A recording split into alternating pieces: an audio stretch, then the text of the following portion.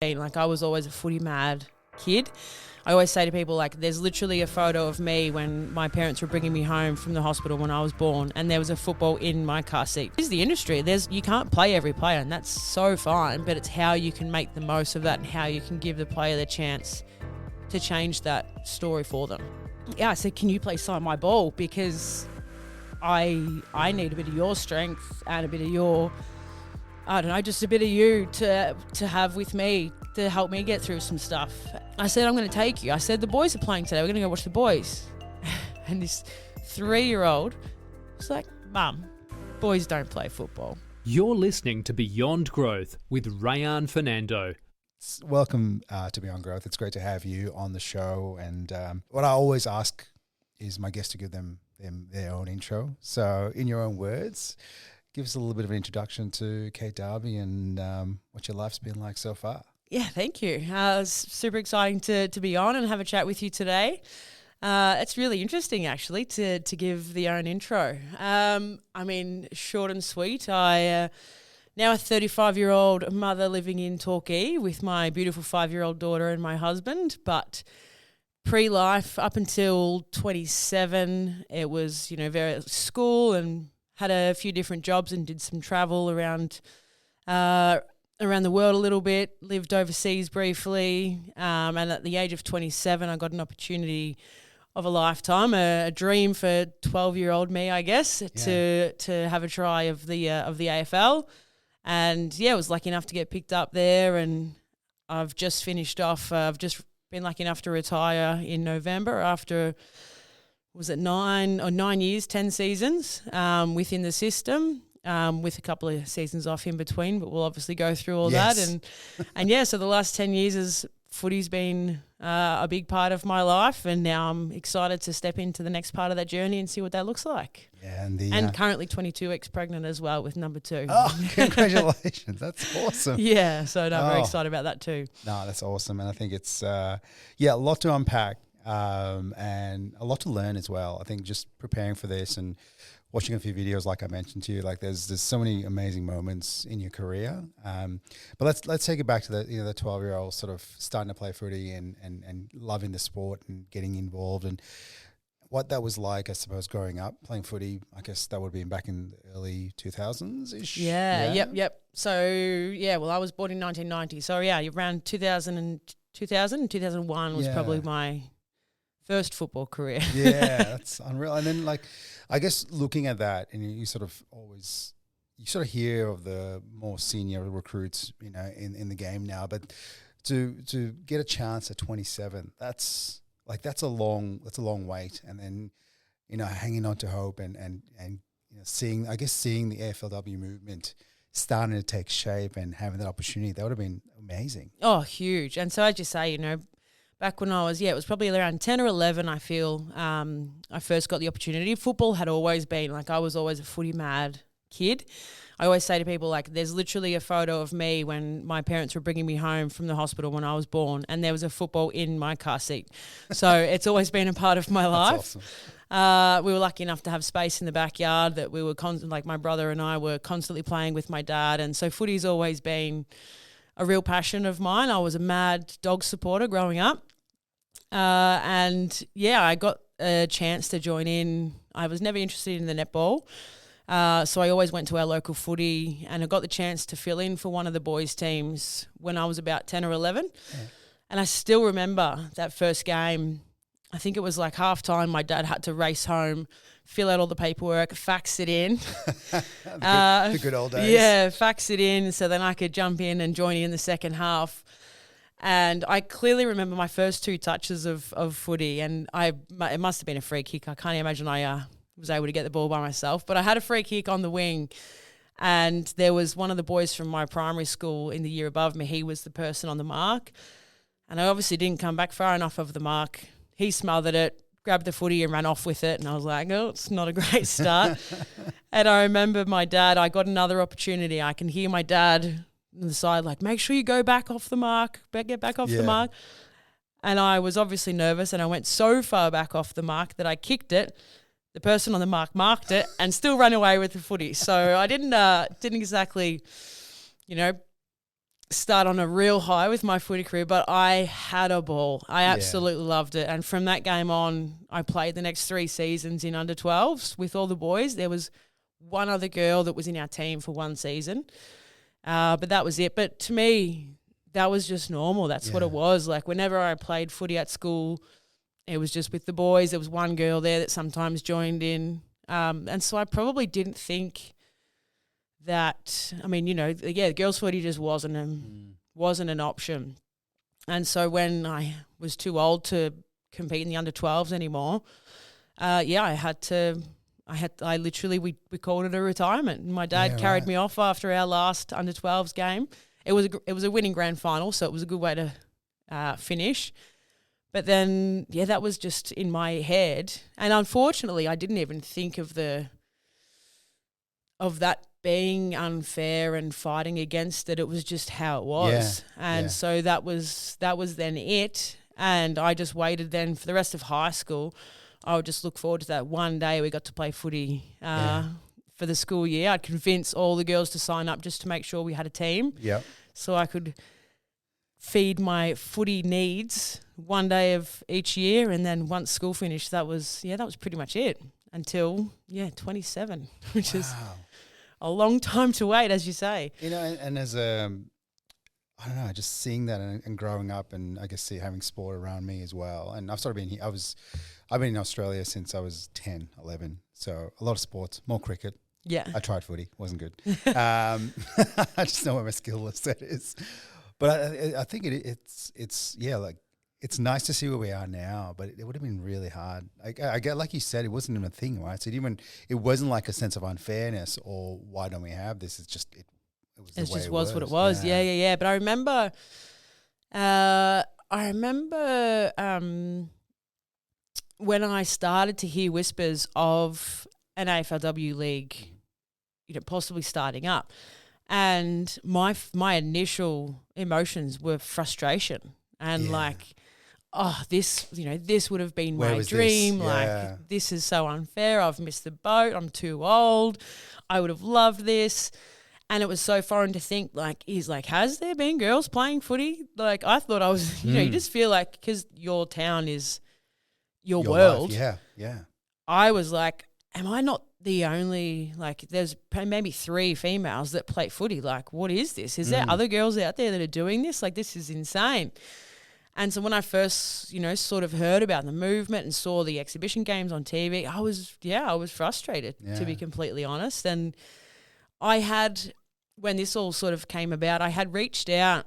There was a local VFL team in North Geelong at this point. And I was, I had moved out of home, was working down, living in Janjuk near Torquay, and I had reached out and I was thinking maybe there are girls that are playing. Yeah. And I sort of reached out to this, I just emailed and was like, hey, I used to play footy when I was a kid. I heard there's a team, what's the deal? What's the go with it? And the reply I got was probably more around we've actually got a pretty good quality team in a pretty high standard competition, so we're good. Yeah, right. And I was like, okay, well, that just shot me. And I was then like, okay, well, obviously it's not for me. I was too scared to sort of do anything more about it. And I thought, obviously it's too late for me anyway. So that was about it. And it was just from a random call from an old family friend, which got this whole ball rolling of getting into footy. Oh, that's before we get into the random call, let's go back to your dad, and I guess the impact he had in you loving football, because I think that's so important. As your child's developing and growing to play an active role and actually helping them participate and get into sport.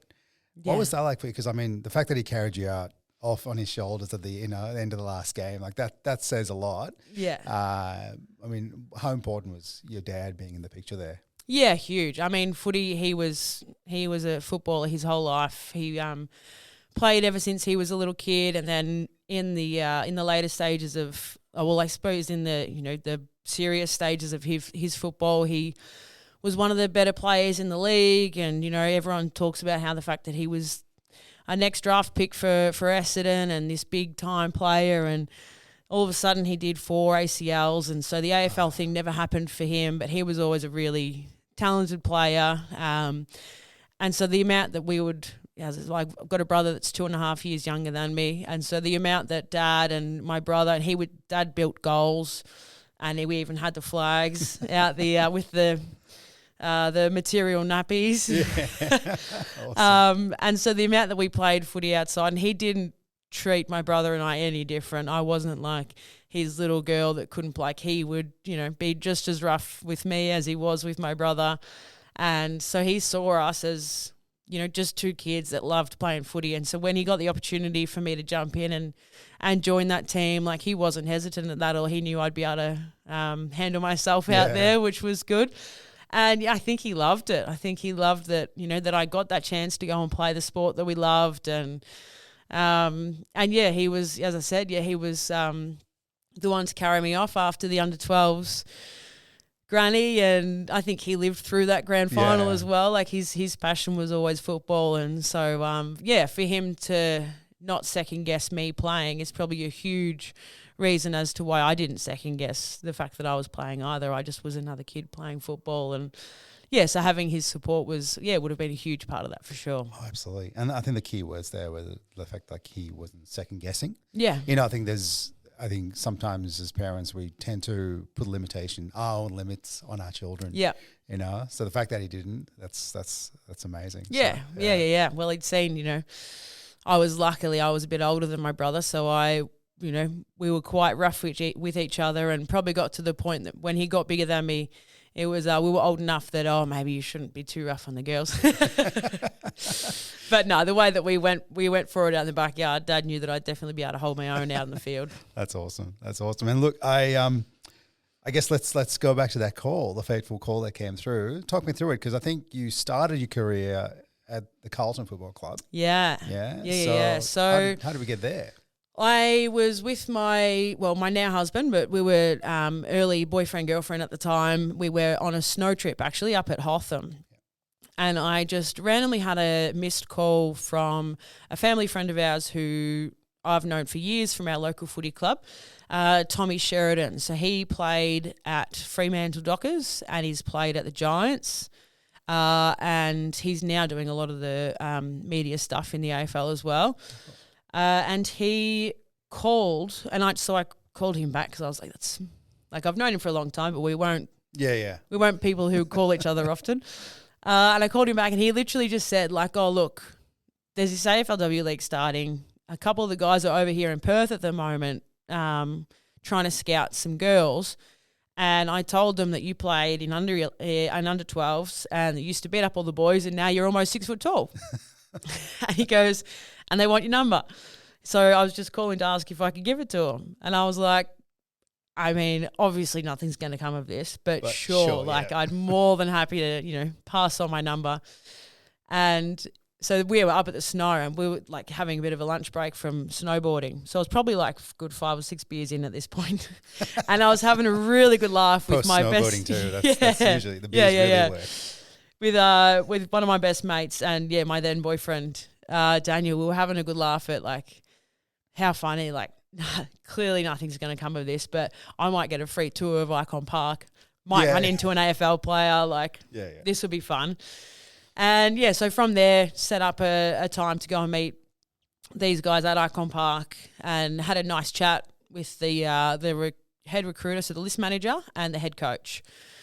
And we had a good, chin wag at the start, and they were like, all right, it's all well and good to, get to know you as a person. We actually want to see if you can kick. Yeah. And so we went out into their warm-up area because it was raining outside. Went out to their warm-up area, and we were just having a kick around, pretty casual.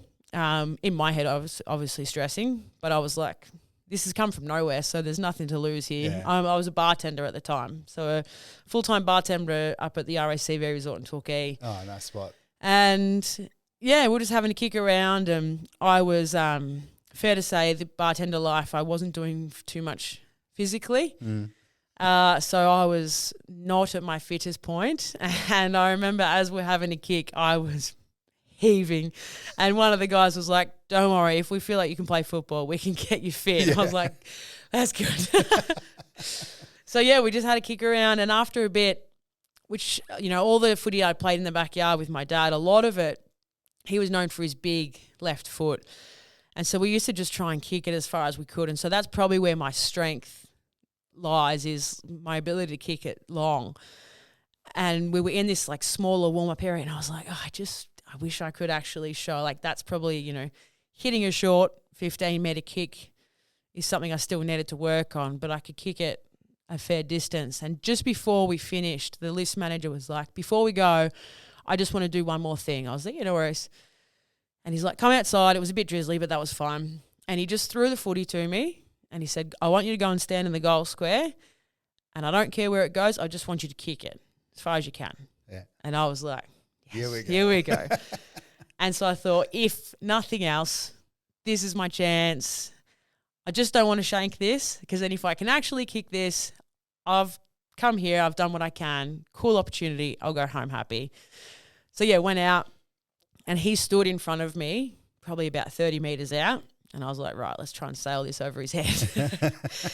And luckily, I got onto it pretty well, flew it over his head, and there was a couple of choice words coming from a couple of the guys watching, and I was like, great, I've been able to show, you know, my strength in the sport.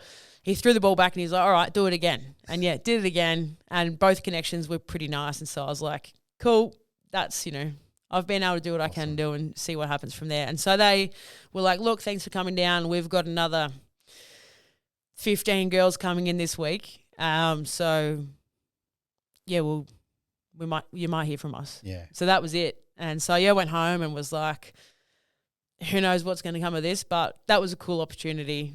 You know, if nothing happens, I was so close. Yeah.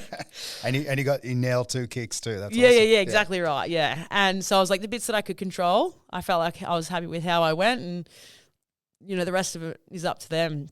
And yeah, I actually don't even know how long after. Probably was a couple of weeks after is when, I got a call from this guy, the list manager. I remember when we were first, like, he called me, and I had obviously been like waiting for this call. And when he first starts talking, he talks about, so the plans that we've got for the club and this and the team. And I'm thinking, like, I don't care, mate.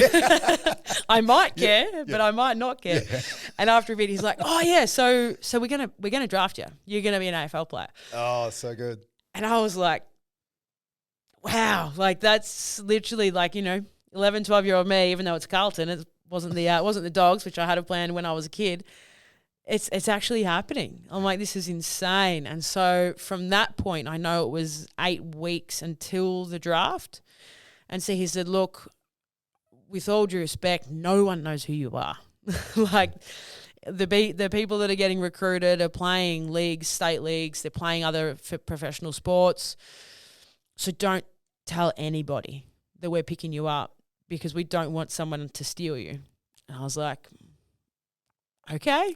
Like, these guys are giving me my dream. Yeah. I'm going to do anything you want. That's fine. So they gave me a fitness program. Yeah, that's what's going to be our question. 8 weeks. Oh, yeah. And so I had my dad's a Sparky, so I had a couple of bits of conduit cut up and put them out on the nature strip in Torquay by that point. And I was running between these 2 bits of conduit that were 80 metres apart. I was running between those non-stop for 8 weeks with this fitness program. Stopped drinking, which as a bartender is really obvious, so people were asking some questions. And then, worked my butt off to try and get to some sort of level that once we started, I wasn't too far behind. And it got to the day of the draft, and my dear old mum, I love her a lot, but she was also very excited for me, and I may have mentioned it to a couple of people, which is fine. But one of our other family friends happens to be Brian Taylor, who's quite high up in Collingwood land. So all of a sudden, just before the draft, I'm getting these messages from Collingwood being like, hey, we should chat. And I was so scared, because I'm like, well, no, Carlton have given me this opportunity. Like, I don't want to, do the wrong thing by them. So I just ignored these messages. But I did let Carlton know, like, hey, just so you know, they're reaching out. So anyway, it comes to the draft night and they were like, again, we'd love to have you in the room, but no one knows who you are, so we don't want this random 6-foot person walking around and people questioning that. So they were all at Marvel Stadium and my family and I sat in one of the bars in the train station. Oh, yeah. Just watching it on the iPad. So I was like, once they call my name out, then I can go in there and... It's still a fair walk. Celebrate it all, yeah.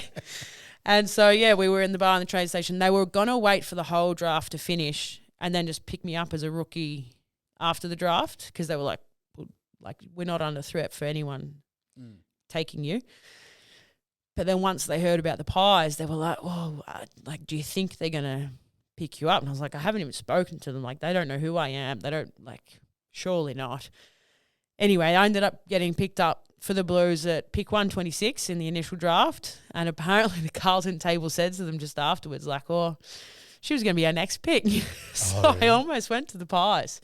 But so that was an incredible night, living out a girlhood dream. Yeah. And all of a sudden overnight, well, obviously with the 8 weeks beforehand, trying to teach myself how to run again. Overnight became an AFL player and from there life changed very quickly, which was all for the better. That's an amazing story. I think the one that stands out is trying to get that fitness up, right? I think that's the thing where, because you weren't playing for any sport. No, I was not. No, I feel I was playing cricket a few years before, but that was mainly for the social aspect. Yeah. So fair to say, it's cricket too. Yeah, it's cricket. So I wasn't exactly doing too much running. The most running I did in cricket was just from fielding on the boundary to fielding on the other boundary. So between overs. Oh yeah, changing switching sides. Switching sides. Because I didn't score many runs, to be completely honest. That was a wake up call. And I remember when they said so what's your current 2K time trial? I was like, what's that? Driving? Yeah. They were like, what's that? And I was like, I said, what's that? And they told me and the oval near my house was about, between 400, 500 meters, one lap. And so I was like, just 4 laps to the oval. Surely that's not that hard. So because they wanted to get one so they could see where I was at. 4 laps to the oval is longer than what you think. Yeah, no. I went way too fast at the start and cooked myself and I had to walk half of it. So the first time trial I did was 10:45 or something. And I was like, how does that line up with what you want? They're like, oh yeah, we want to probably get it to 8.5. I was like, all right. Yep. Where's that fitness program? No, that's amazing. So we're drafted, and I must admit, as much as I watch a lot of footy and I follow the Cats and things like that, I just don't understand the draft.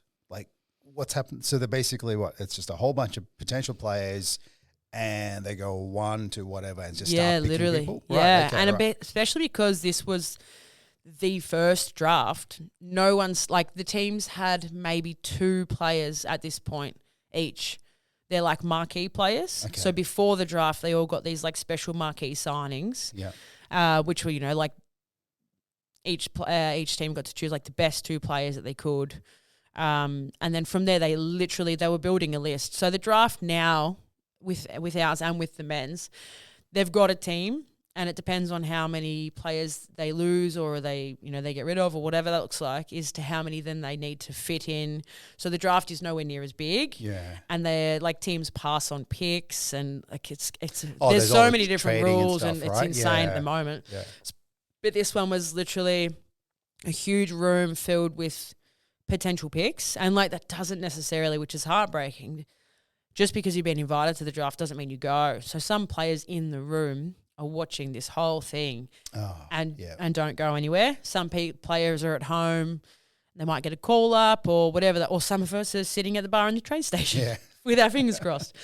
So it just literally goes through 1, 2, 3, 4 and pick number 1, this team chooses this. Pick number 2, this team. So, I was pick number 127. Wow. Okay. And it's funny when all the pictures come up for the player that they've picked, and it might be their local club. Yeah, yeah. Mine's a little selfie with my Nokia in my house being Yeah, no, I was definitely one of the just random faces of everyone being like, who is this? That's so But it was real. one of the girls I actually used to go to school with, works for the AFL. And so she was there in the draft, like having to do some, she was just sort of half concentrating, but half just doing what she was doing. And she saw my name come up and she was like, what? Like, when did you apply for the draft? I was like, yeah, I had to keep that to myself. Sorry. Oh, that's awesome. And so, all right, so drafted a few weeks before you start playing. So you had one season at Carlton? Was it just one? Yeah. So the one season at Carlton. So obviously I was fresh, Yep. 13, 14 years out of the game. Yeah. Do not recommend. I mean, 1 year out is a bit enough. Like Yeah, hard, yeah. 2 years out, as Yeah, you know. yeah. And so, I loved it. And it was such an incredible experience. But it was definitely, it was nowhere near easy. Obviously, in terms of the physicality and the pressure and everything, no football season should be, because if you're someone that's wanting to push yourself to be the best you can, it shouldn't be easy. So yeah, it was a real roller coaster, because obviously, the whole joy of, oh my gosh, I get in, and I loved the training part of it and the learning, and like I've still been footy mad my whole life, but seeing it from that lens is obviously different to then putting it together within play and within your own skills. And so, yeah, probably the pre-season I really enjoyed, because there's so much learning and so much, then I got myself really fit, which was a nice feeling as well. But then once the season comes around, especially early days, like our seasons were like 7 or 8 games long, which is very quick. Yeah. And then you were playing in like Feb. not ideal temperatures. No, it was hot. Yeah. Then we had one game in the middle of Feb at 2:00 in the afternoon in Perth. Oh gosh. It was like 34 or something. Like, it was just insane. But what I struggled with in that first season was, I had never, I hadn't played any elite sport at all, and selection becomes this huge thing that it's like, of course, yeah. You are training well in this space, but we're looking at playing you here, and at the moment we've filled our team. So that first, that first AFLW game that they had, the lockout and all the rest of it, I was first emergency for that game, and so didn't get to play it, which was really hard to hear at the time, because I thought I was, as a player, you're like, I thought I was doing all the right things. Like, how can I be there next week? And like, I want to have that feedback to then continue to improve myself and put myself in best position. But yeah, I found that really hard that year. And probably, I feel like there's a lot of learning from the club as well. But in terms of the communication we had as non-playing players, it was pretty tricky to deal with. Yeah. And I feel like as well through my journey, I've learnt, I'm looking at coaching, looking into the coaching things now, but I've probably learnt more what I found as a player works well and what didn't work well. So I found that first year really tricky with on-field stuff.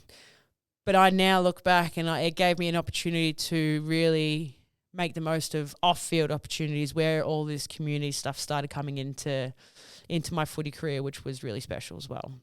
It's interesting to hear how important communication is. Huge. I think, yeah. And to be honest, honesty. As I said, to be honest, sometimes you got to be cruel to be kind, and I probably needed that as a player. Like, hey, we need to see this and this.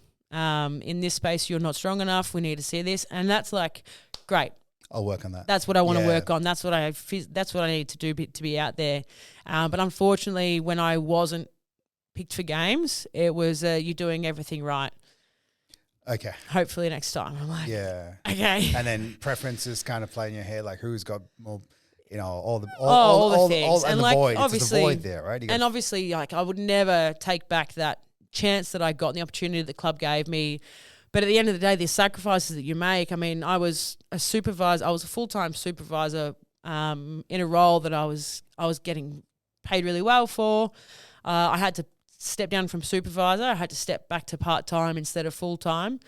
So financially, I gave up a lot of money to then jump in. And our first season, my contract was $7,000 for the first AFLW season. Are you serious? 3 of that has to go to the highest level health insurance, otherwise you're not allowed to play.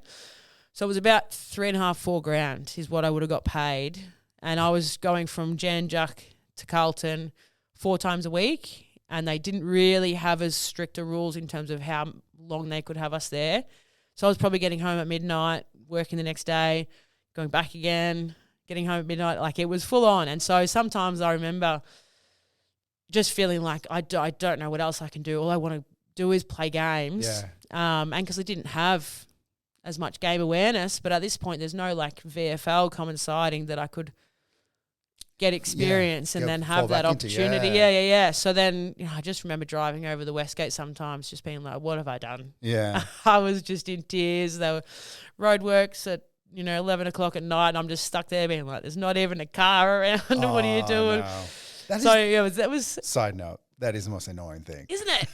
I was like, but there's no one ever doing anything, and I have to go 20. Yeah. So yeah, there was definitely it had its moments. Tough. It wasn't easy, but it was such a good learning for me now. Looking back, I mean, I got to play 2 games that season, and looking back, there's so much that I've gained as a player, as a person, but now as a coach, that I feel like I've learnt what worked for me and what didn't as a player, and how to be best supported, because that is the industry. You can't play every player, and that's so fine, but it's how you can make the most of that and how you can give the player the chance to change that story for them. Yeah, and I mean, and you mentioned how much like something you don't want to be is being okay with low standard of training. Is that what's impacted you as a coach now?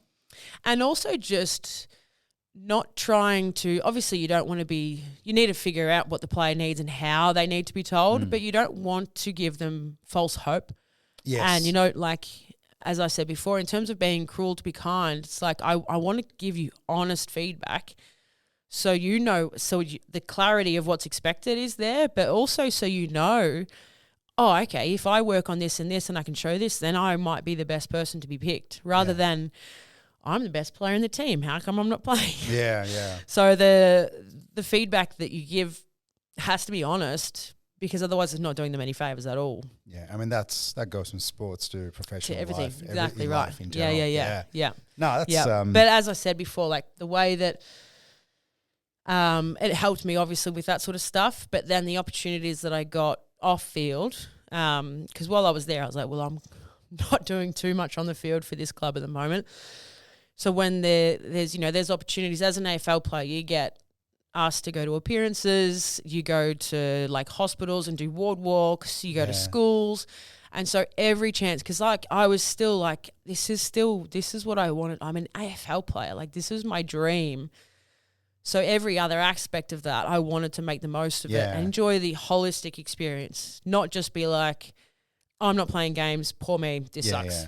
Because then I wouldn't get the most out of it. No, absolutely not. And I'm glad you took those moments too, because you've had a pretty stellar sort of, I guess, experience and work in that community space, which has been amazing to see. And then, seeing that you have 5 times community champion awards and things like that. So you've done a lot in that space too. So love to get into that a little bit before we get into Geelong. I know we've literally just hit the it's just the first year of your career.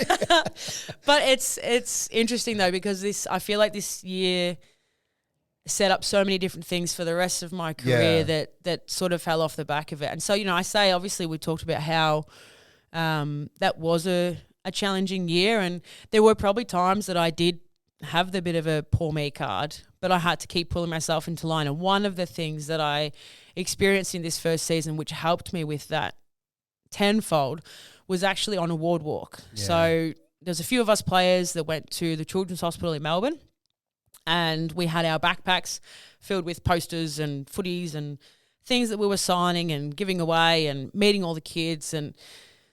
And so this was my first. I have done a few now, but this was my first one. And I love kids. I've always worked with kids. So I was really excited. Like, obviously, I was like, this could be, like, parts of it were going to be really tricky. But I was really excited to just go and have a chat to some kids and make some kids smile. And as I said before, like, use this, the AFL, especially now, like I would have at that point thought this is the only season I'm going to be an AFL player, so I may as well make the most of it. But just sort of make the most of that opportunity. It's not often that they're like, hey, can you please, like, you're actually going to make this kid's day. Yeah. Like, that's still crazy to me, but it's special. So, yeah, anyway, we went to this ward walk and we met a lot of beautiful kids and families that day. And there was one room with a young girl in there, I think at the time, and I could be wrong, but I reckon she was about 7 or 8. And she was mad blues. And if we weren't Carlton players, she would have kicked us out. I remember because her dad is a D's fan and she's had the D's men's players come in to try and say hi. And she's like, no. And her dad's like, come on. So anyway, this young girl, mad blue, and knew heaps about footy. She knew her stuff. So we were chatting to her for ages and we couldn't go into her room because of all the things she was going through. She was way too susceptible to germs and disease and things like that. So we had to stay at her door. But we were chatting to her for ages and gave her some posters and all the rest of it.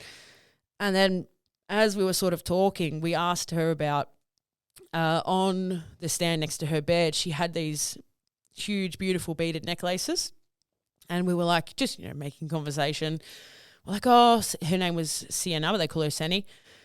We're like, oh, so Senny, like, did you make those? And she's like, yeah. We're like, oh, that's cool. Do you have like an arts craft or like an arts class, that you do things? She's like, oh, sort of. And her mum was like, oh, Senny, like, you can tell the girls about your necklaces. She's like, oh, well, every time I have a procedure, I get another bead. And we were looking at these, honestly, like they would have been a foot like long, 3 of them. And every single bead was a procedure or a blood transfusion or a like something that this 7-year-old has been through. And she was the happiest kid. So it was some sort of cancer treatment that she was going through, but I'm bad in terms of my medical terms, so I won't even try. But I remember standing there being like, my God, like here I am sometimes on the way home on the West Coast doing the whole, poor me, I'm not playing a game this weekend. And there's this kid who's just like the happiest. And I was like, this is insane. And so I actually said to her, I said, look, we've obviously got all stuff to give away. I said, but in my backpack, so Carlton gave us all our own footies to take home and practice with. And I had my own footy in my backpack and I was like, I know that I can't come in there, but if I give my footy and my Sharpie to your mum, like, is there any chance you could sign my ball? I always get emotional talking about her. I said, can you please sign my ball? Because I need a bit of your strength and a bit of your, I don't know, just a bit of you to have with me to help me get through some stuff. And so she did, and I've got a photo of her signing it. And I literally took that ball to every selection meeting after that. And so obviously, I'm still disappointed when I'm not picked for a team. But I also have my footy here to be like, you know what? I'm okay. Yeah. Like, life goes on. I will be fine. I've got my ball. Sandy's put her love on that. And it got me through so much. And she just gave me so much perspective on life. I feel like another perspective hit came when I became a mum, but this was the first one that I got. And, I'm so grateful for it. And she's fine now. That's we awesome. still keep in touch. Yeah. She's way too old for me to, she's like 17 or 18 now and she's kicking goals, which is really nice. We've kept in touch and she's out, doing her thing. But she, and I try to tell her, but I don't think she realizes she literally, she changed my life. So she's a special kid. I've still got my footy. Still got it? Yeah, it's a bit, it's losing a bit of air, but it's on my shelf at home and with her signature still on it. That's awesome. Yeah. So good. Thanks for sharing that. That's and I can, and it's just those little moments in life, right, that really have such a impact. Yeah. And huge. To this day, obviously, has that impact. Yeah, I literally, right? Anytime I talk about it, no matter how many years I've spoken about her, I think it had such an impact on me, and I feel like it just gave me so much as a human to just have that little bit of perspective sometimes when things aren't going away, which helped a lot. And then it helped, you know, in the transition outside of Carlton as well. And it gave me the love for going out and meeting people. And like I already had that drive, but I just love meeting people. And that was another, you know, I wouldn't have been able to meet her if I didn't take up that opportunity. So I really loved my connection then with the community and appreciated that more. I know that when I was a kid, I would have loved to meet, you know, players. Like I used to follow the Doggies players around down near Torquay because I knew that they'd be there. And so knowing the impact that you can have on somebody else is special, but then what you can also gain from them is really nice as well. Yeah, it's you sometimes don't realize the impact they have, because I think there's that whole like being the sports star coming in and, you know, being the superhero for the day, but that impact in return is exactly so right. cool to hear as well. Yeah. Now, I guess, I mean, so Carlton first year, and then you were lucky enough to be in the inaugural team for the Cats. Yeah. Now that's I mean, tell me how that happened. So after that first season in Carlton, didn't get another contract, which I wasn't surprised for. Oh, okay, yeah, cool. So delisted after that first year, and then so it was actually the day after I was drafted to Carlton. So early days, I had a Facebook message from Troy Selwood, and he said, "Huge congratulations on being picked up. We can see that you live down in Torquay. Carlton don't have a VFL side, but a VFLW side, but we do. So obviously, you know, go and do your thing at the Blues. But when you're finished your AFLW season, we'd love for you to come down and play VFLW for us. You know, we'll stay in touch, and best of luck through everything." And he even said, like, you know, throughout your season at the Blues, like if you're needing to use our resources in terms of like recovery pools, or if you're needing any assistance, because we know that you're, you know, a far drive away from the club, please reach out. And so anyway, that was obviously extremely lovely. Yeah. So once the season at Carlton finished, and I was told like, thanks but no thanks, we're all done. And just for context, that's literally 3 months, less than 3 months, right? Yeah. Yeah, like 9 seasons. 9 weeks. It was like, so it would have been, and because we didn't make finals in that first year. So, it would have been like literally the end of March, and I started there. In Feb. Yeah. Yeah, okay. Yeah. So real quick. Well, so preseason was started November, but then, okay. Yeah, so a few months. Yeah. And so, so then the Cats were like, hey, they probably saw that I was very free at that point, and we're like, oh, do you want to come down and play VFL here? And I was just like, I just want to play footy. Yeah.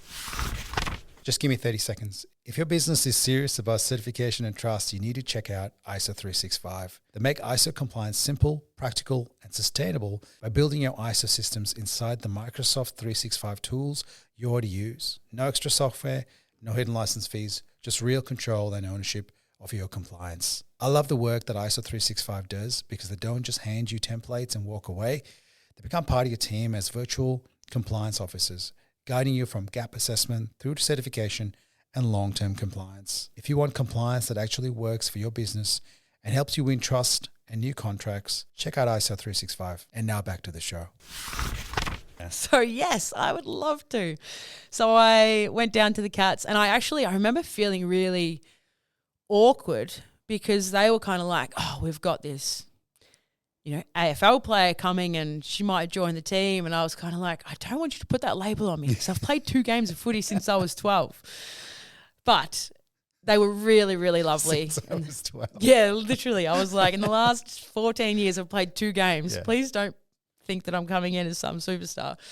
But they were great, and the girls were really good. They had like a couple of like little random tryouts for girls who wanted to play footy, and the group of people were just beautiful, like so lovely. And so one of the girls who I played with at Carlton, Hayley, she also didn't get a contract in that second season. So we actually moved to the Cats together to play in that VFL season.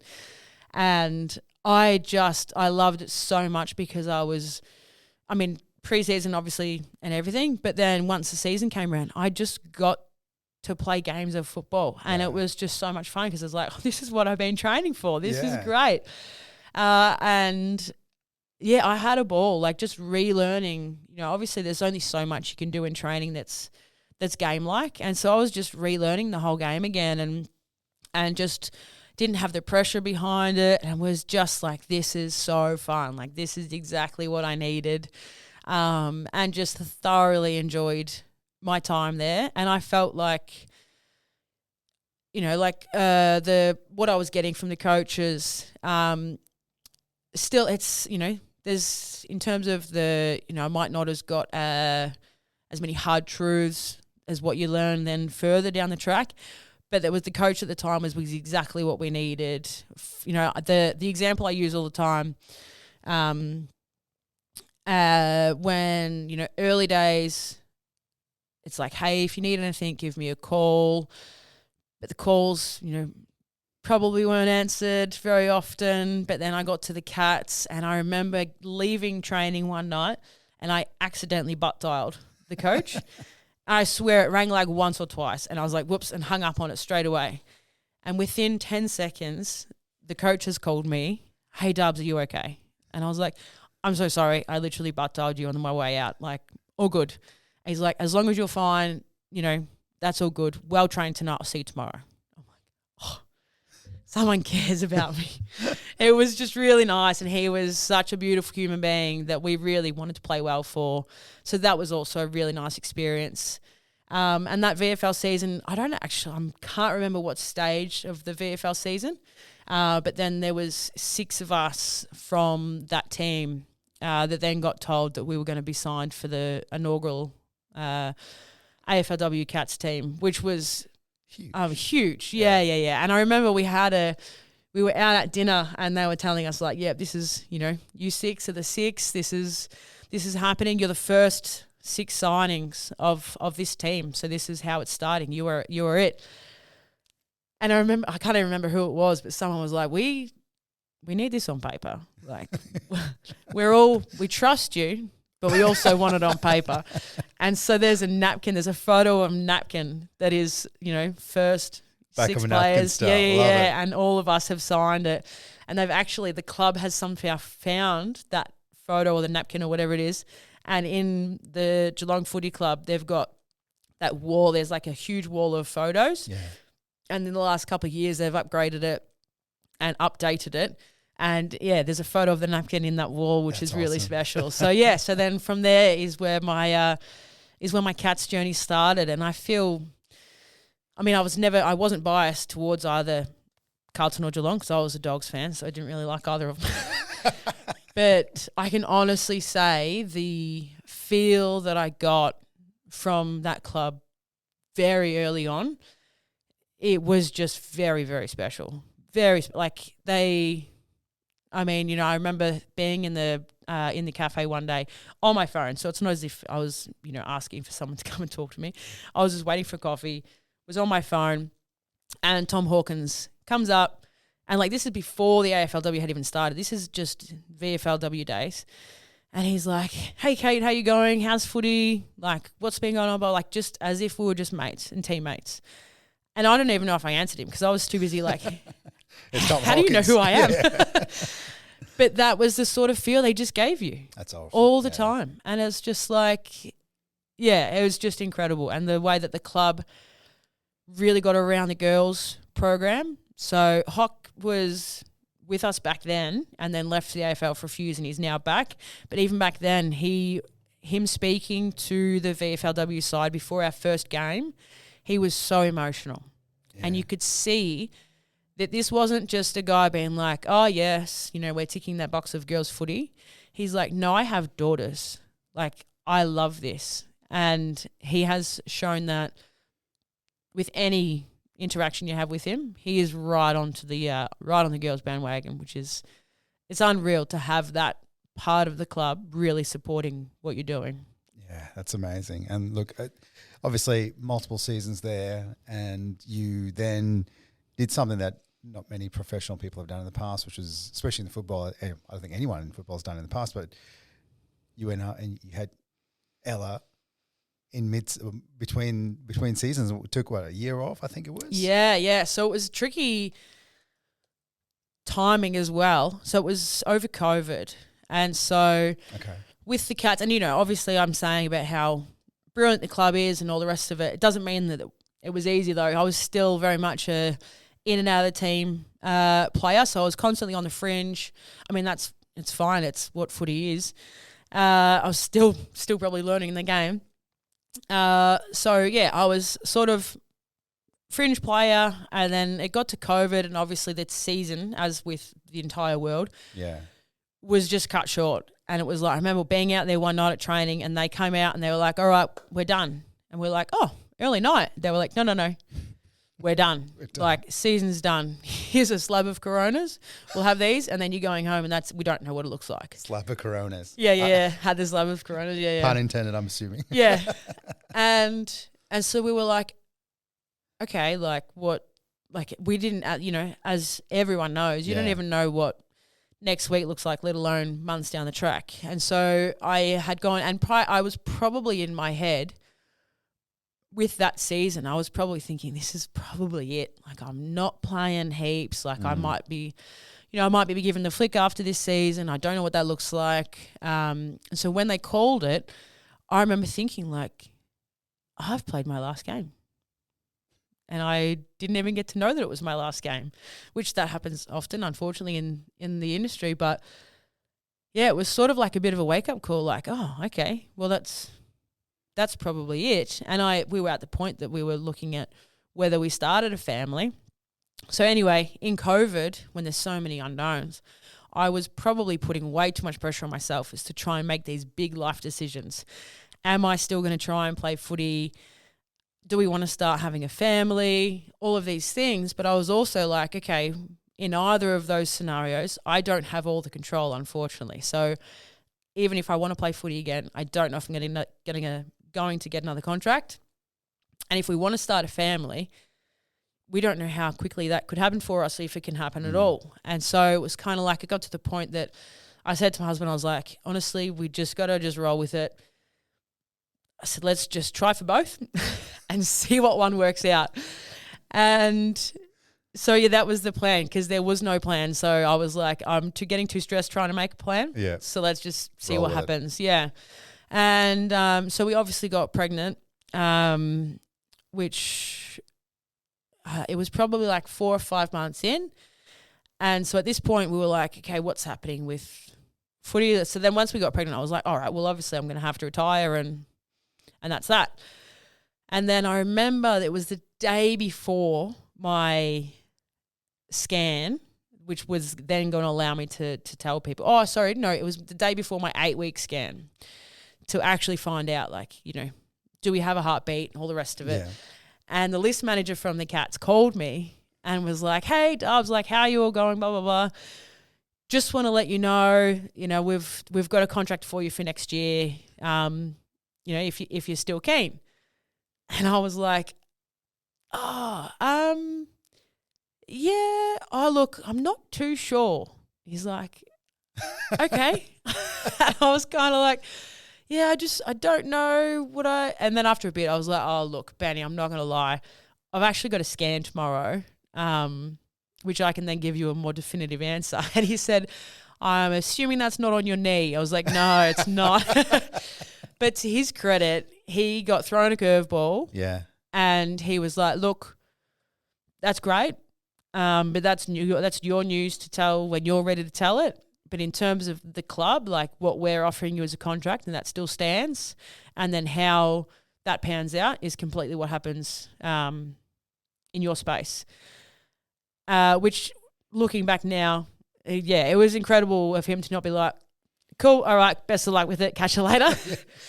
So I took the contract. So I was on the list until it was till it was the time that I could then announce it to the group and the team, and they were allowed to take me off the list as a inactive player. Yeah. And then they got a replacement for that season, And honestly, it was a lifesaver. Like being able to stay connected with the club and with the girls throughout, you know, the whole pregnancy and stay a part of it all and learn the game from off the field as well. I feel like I probably learnt so much from watching, which was really nice. And so, going through all of that and obviously then having Ella, and then the next hurdle sort of came. So obviously had my beautiful little girl. And I remember thinking throughout like the pregnancy, like, I actually want to play again after this. Like, I don't want this to be it. Yeah. And I don't know, like I didn't know what it was like to be a mother. So I said I might change my mind afterwards. But at this stage, I want to play again. But I probably didn't voice that clearly enough to the club, because I remember when Ella was probably 3 weeks old, they were trying to do all the right things and give me space, which I completely understand. But I was like on the phone being like, so when's my exit meeting? They were like, you sure you want to do an exit meeting? Like, we're doing that with all the players. And I was like, yeah, I want my exit meeting. So I created my own exit meeting and came in and sat down and like great catch up. As I said before, like the coach was a really beautiful, still is a beautiful man. And they were like, oh, so how's it all going? All the really nice stuff. And they're like, oh, so, we don't have a spot for you for next year. And I burst into tears and they were sort of like, oh, did you want to play again? I was like, yeah. And they're like, oh, okay. Well, we've sort of got a full list now. I'm like, all right, well, I guess like there was, at that point I was like, well, there's probably nothing I can do about that. But I was gutted because I was like, oh, I really thought that I could come back and have impact. And anyway, that was the end of that. And I went home and I was literally up at night, obviously with a newborn, but I was also up at night in my own head being like, no, like I know that I can still have impact in this team. I need to sort of say more or I'll regret it. Even if nothing comes of it, I need to be able to put my bit forward. Yeah. So I was literally up at night writing notes in my phone. These are all the reasons you need to give me another contract. Even if it wasn't that year, I was then aiming for the following year. And so anyway, I then created a second exit meeting, which was just the list manager and the head of the department. And I pretty much went through all the reasons as to why they should give me another contract, knowing that there wasn't one. And anyway, the head of the department, Brett Johnson, he ended up being like, this just doesn't sit well with me at all. The fact that you're suffering for becoming a mother, like that's not fair. So he actually called Nicole Livingston at the time, who was the head of AFLW, and said like, you need to support these girls who are, having children and trying to come back. There needs to be more support in the system for them to do that. So they created a contract for me for that year that didn't exist before. And so I was a train-on player. So they have always had train-on players, but they weren't paid. So I was a train-on player, which means you are essentially a player, but then when the season comes around, you can't be selected for games. So you're like a training partner, I guess.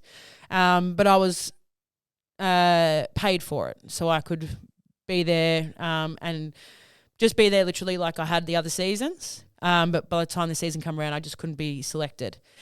And I happened to have the preseason of my life. I don't know if it was just no pressure or just the joy of being able to, be back again once I thought that my career was dead. But yeah, I trained pretty well. I was pretty happy with it. That's awesome. And it just so happened that throughout that preseason, one of the other girls fell pregnant. So there was one spot left on the list, and there was probably about 8 train-ons at that time.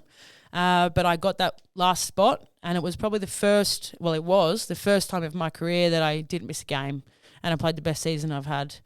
And from there, went on and I got another 5 years out of it, which was really special. And then having Ella a part of that journey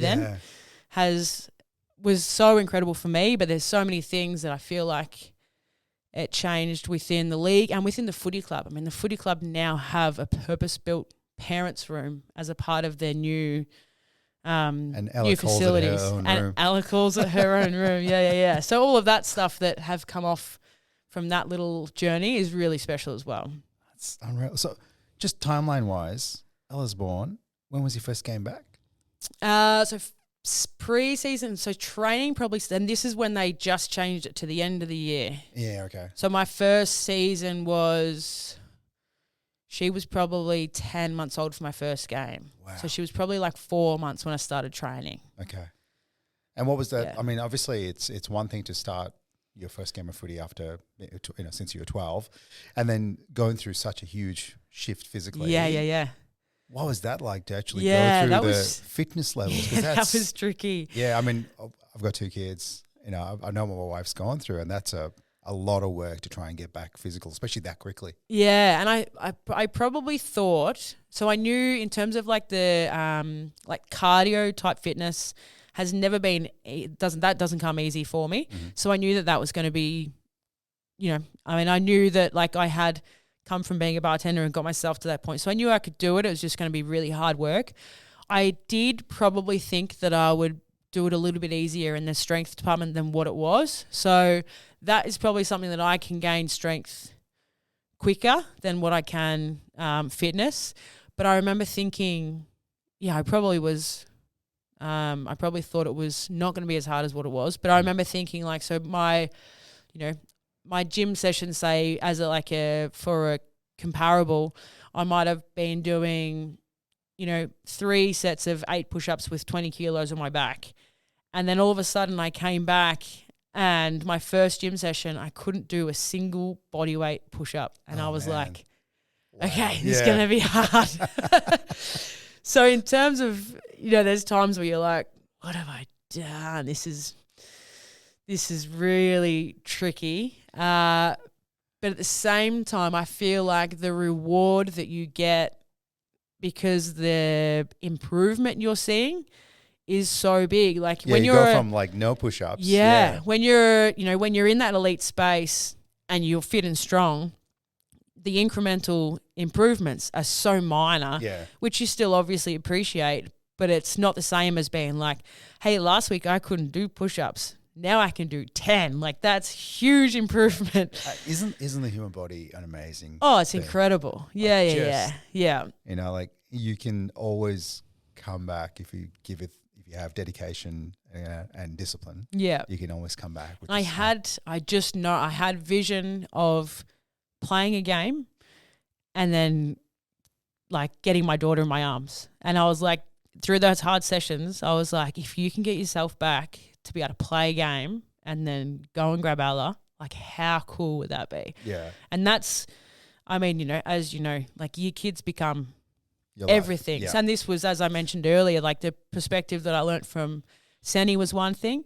And then the perspective of becoming a mum was my second hit. And it's like, for the first few years of my Cats footy, I would be stressing over like a missed kick because I'm like, I'm probably not going to get picked this week, or I might not get a contract for next year, or whatever that looks like.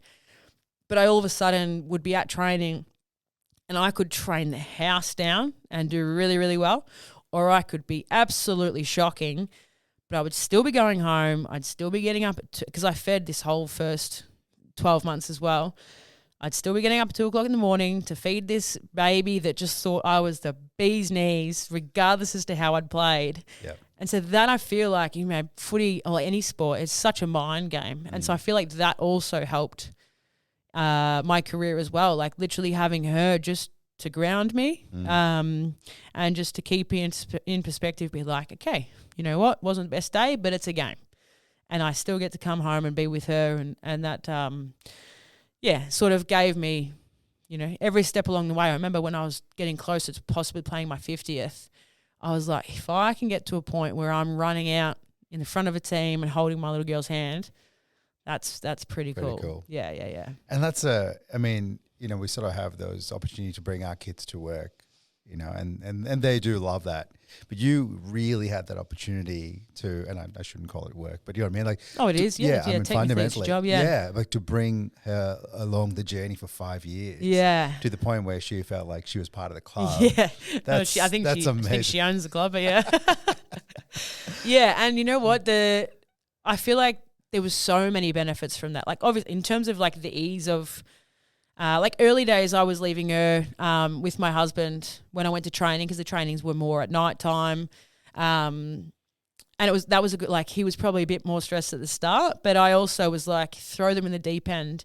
And I feel like their relationship has really benefited off the back of that. Yeah. But then as we moved to more daytime trainings, the club, being the club that they are, they started offering a nanny service for players, coaches, medical staff, whoever who had young people who weren't in care or who, you know, who needed it at the time.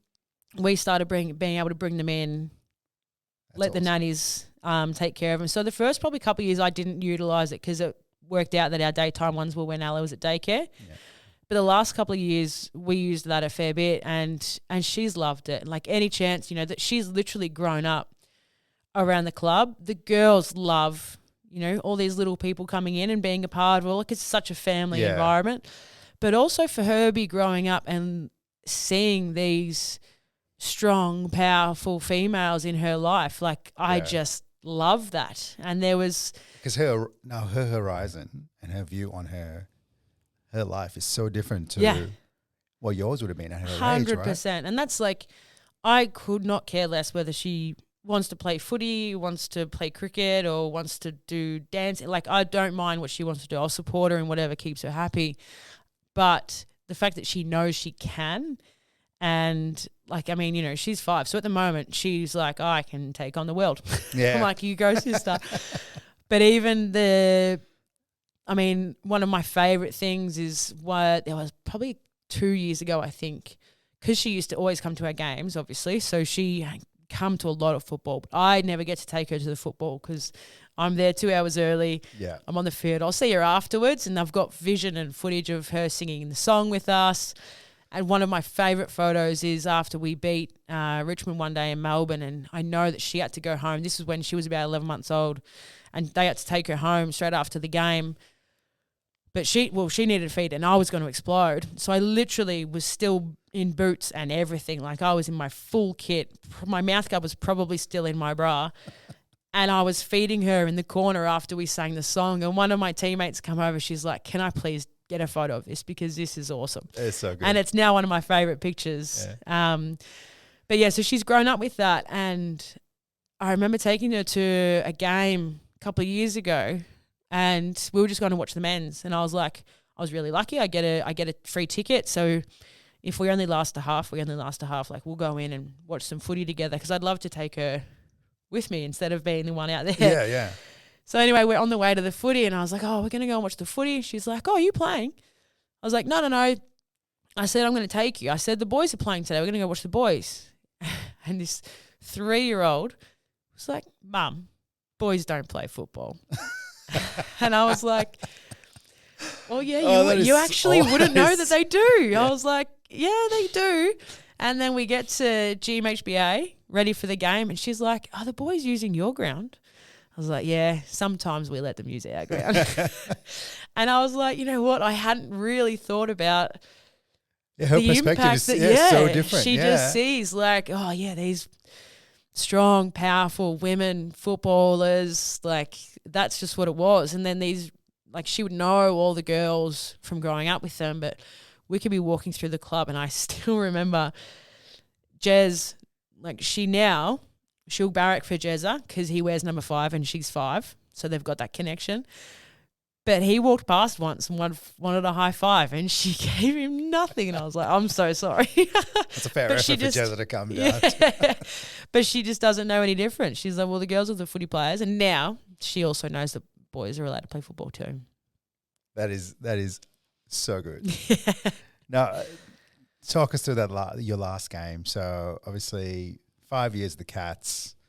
I think you were captaining at the time as well, were you?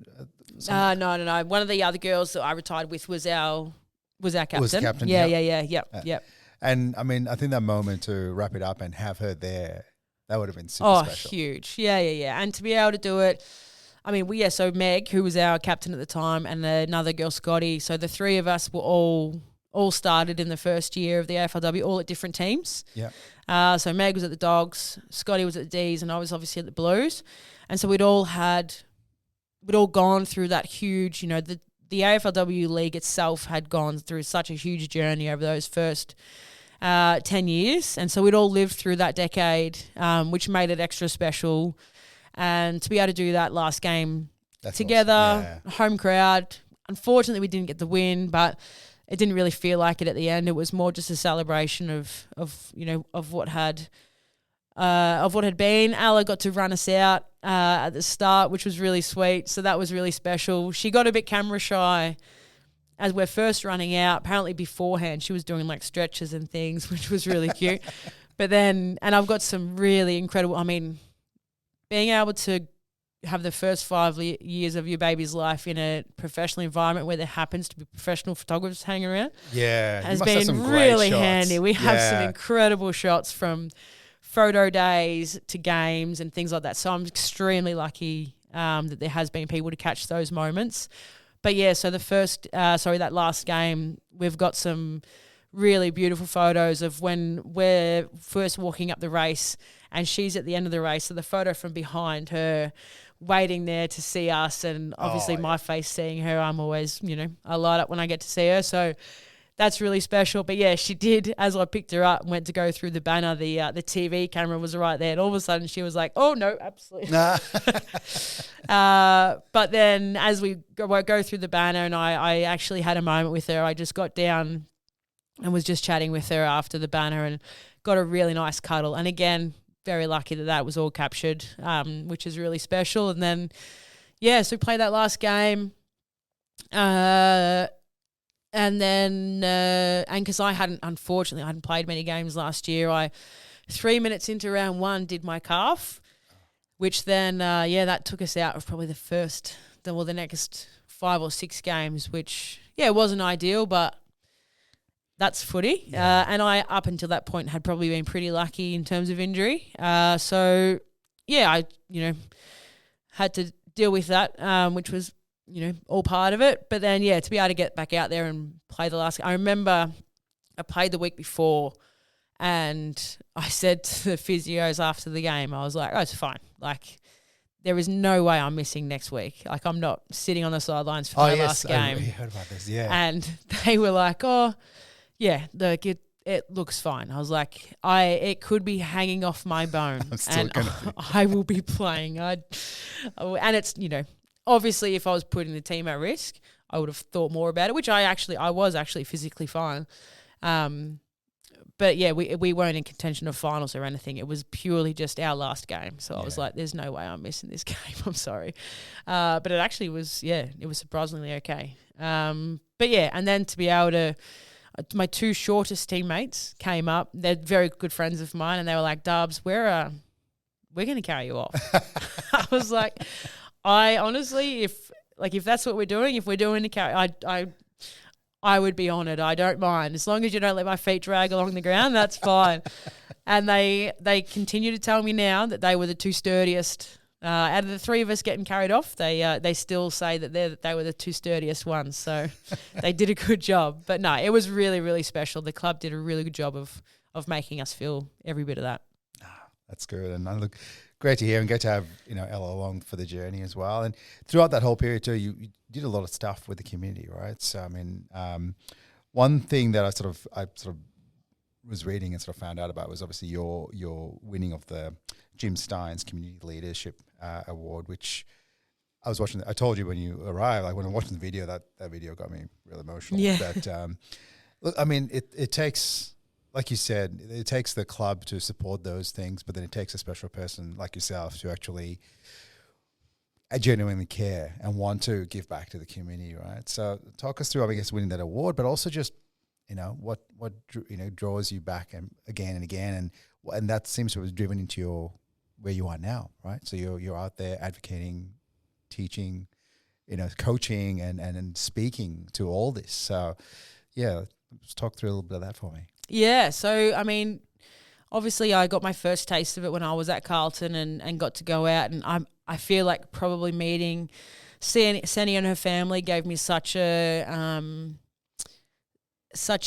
want to be able to do more stuff like that. And so, whenever opportunities came up, and as you know, I've never been in a position where I'm a player to be like, I've guaranteed I've got another 3 years at least. Like I've always thought, could be my last one, could be my last one. So I've made a real a choice to make the most of every opportunity that came as an AFLW player. Like you get lucky enough to be on a platform that doesn't exist in so many different other parts of the world. And so when, and I was working, and then in the second half of my career, I was obviously juggling mum life as well, but I would always make time for these opportunities because they're so they're rare. Like once I finish footy, like you don't have people being like, oh, the kids at the school would love you to come down and hang out with them and talk to them. Like they don't,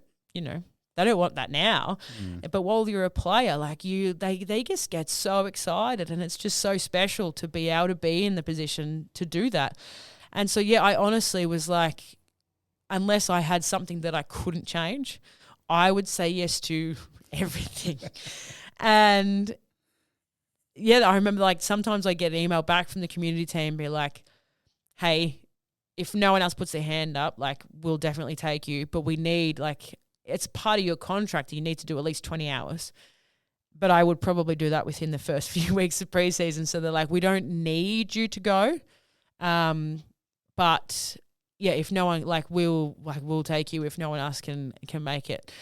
And so I was always like, yeah, that's fine. Like, and it got to the point they'd message out, like whole group email, hey, we need someone to come to this school. So I'd be like, if no one can do it, I'll do it. I don't want to take appearances from someone else, but I was just always happy to be out there. And I love meeting people. I love working with kids. I turn into a big kid when I get to play with them. So the enjoyment that I got for it was huge. And, then you get you know that it's like, oh my gosh, the kids loved having you in today, and they were so excited to meet you, and so-and-so got his shirt signed. And like, yeah, as I said before, like it's not going to be forever that people want you to write your name on their stuff. Look, I mean, it's also, and that's it, right? Like there's only a small percentage of the world of people who would ever be asked just have an autograph. Yeah, right? Like, honestly. I mean, and it is a privilege to have that. And like when Alla was first like watching, like, after games and stuff, people would come up and they get photos and they'd get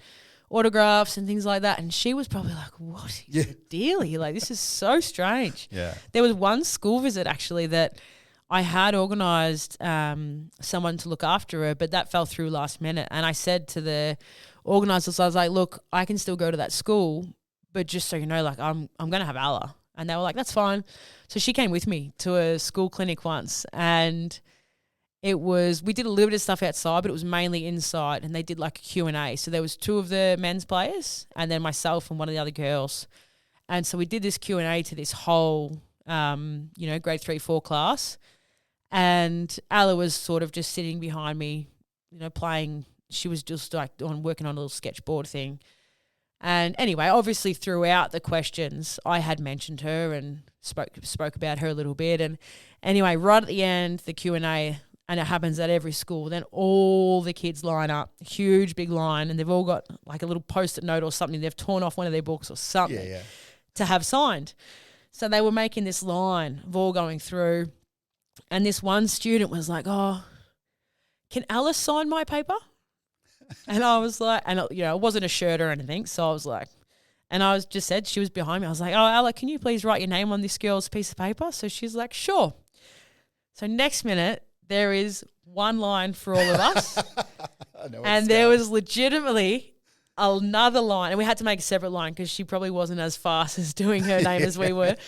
But there was a separate line of students all lining up. And I made sure there was no like actual football memorabilia. It was just pieces of paper. Yeah. And she would have signed about 30. She's here. She just thought it was the best. That would have been so good. It was so cute. And now all these kids have Ella's name written on their piece of paper. But yeah, and to her, that was like, well, yeah, I'm with the footballers, so that's what we do. Oh man, she would have loved that. Yeah. God. But yeah, and so that's, in terms of the community space, just getting out there and meeting people. And then I've been really lucky to meet some really special people. And then there's opportunities to be an ambassador for different organisations. So like the Peace of Mind Foundation is one that they reached out and saw if a few of us could join in with this brain cancer challenge this 1 year, probably about 3 years ago, if I'm guessing. And yeah, jumped on. I mean, if someone says, hey, can you help support kids with brain cancer? Like, of course. Yeah. Like, I feel like I'm not going to be very helpful, but if I can do something that feels like that's helping, I'm like, of course I will do that. And so, yeah, jumped onto that, and I'm still an ambassador for them today, starting a challenge tomorrow, actually, which is the May challenge, where you select something that you're going to be doing throughout the month of May and raise money for Peace of Mind Foundation, who support families and kids going through brain cancer diagnosis. So that starts tomorrow. So we're doing Pilates every day for half an hour as of tomorrow. But yeah, there's little things that you just get the opportunity to jump on and do your little bit to help some incredible people. And then Ocean Mind is another one. And then through the Jim Steins, I actually got like financial reward that I was able to give out to some organisations as well, which was also really special, because it's all well and good for me to put my hand up and say I'll be, and I'm obviously do little bits and pieces, but to actually say here's some cash that you can actually put towards the incredible things you're doing, that was really special. Yeah, that's awesome. Yeah, I mean, I guess for you now, first year out, so to speak, no comebacks. Never say never. No, but what's that like? So I mean, it'll be a little bit of, I guess you spent the last 5 years, 5 years plus in AFLW, and you almost have to find yourself again, don't you? Oh, 100%. Yeah, and it's going to be really strange. Like it already is to a degree. I mean, there was a bit of changeover within the Cats team that I left, but for majority of it, like it's still all my teammates. It's still all the girls that played there, and like seeing my locker with a different number, different name on it, and just little things like you see they've started the unofficial preseason, and so seeing the posts of them doing training, and it's like it's hard. It's really hard. I mean, the good thing is the fact that we're lucky enough that we're pregnant again and expecting number 2. That actually makes it a lot easier, because I'm like, well, that was that was the plan. This was what we wanted, and I'm obviously very excited. Ella's very, very excited to be a big sister. So that does make it easier, because it's like, well, physically I can't do that at the moment anyway. Yeah. But yeah, there will be parts of it that are hard to not be in that same situation and be a part of it in the same way. But I'm really fortunate I ended up getting the role as ruck coach for this season. So as of next week, I actually get to be back with the group just one day a week. But yeah, I'm really excited to still be a small part of the journey of that club and that team. And I have a lot of faith as to what they can do on the field. And so I just, I didn't want to just walk away and not have anything to do with it. So I'm really, excited to get onto that and just still be a part of football. Yeah. So, I've got 2 days a week at the moment that I'm at Western Heights College in Geelong coaching footy. And that's worked out really, really well, because it's during the day. Well, Ella's at daycare or kinder, so that hasn't taken me away from there. There were other opportunities that came up as well, but a lot of sport is all at night time. Evenings and And I was like, I did so many years within the AFLW system where it was all nights, and I was like, I've got 1 year before Ella's at school next year, and I'm like, I really want to make the most of being at home as much as I can. So I was probably very picky with what I did with myself this year. And so the fact that this one is, with literally 9 till 3, so I can do kinder drop off and pick up. Yeah. And I still get all my nights with her. And then, 1 day a week at the Cats, which would be really cool. And I mean, she wouldn't have it any other way, but she's going to come in with me and probably hang out with the nanny while I do some coaching. But just staying, autographs. Probably. Just staying within the club. And then, I mean, it's a really good opportunity for me to then further develop my coaching as well. So at the moment, I have a big interest in that space. They've got a new head coach, 2 new assistant coaches, and the Coaches Association Women's Pathway Scholarship too, didn't you? Yeah. So I got that last year, which was really special. So it shows that the club have seen your interest in that area. So I was able to do a coaching course end of last year, earlier this year, over a few months period, which has finished now. But that was really beneficial. And then Tarkan Lockyer, who is he's the head coach of the AFL and AFLW academies, and he knows that I'm interested in this space. So he's been really great in bringing me in for some opportunities coaching. And I'm currently the forwards coach for the girls under 18 national academy. So we just had our first game on the weekend, which was really fun.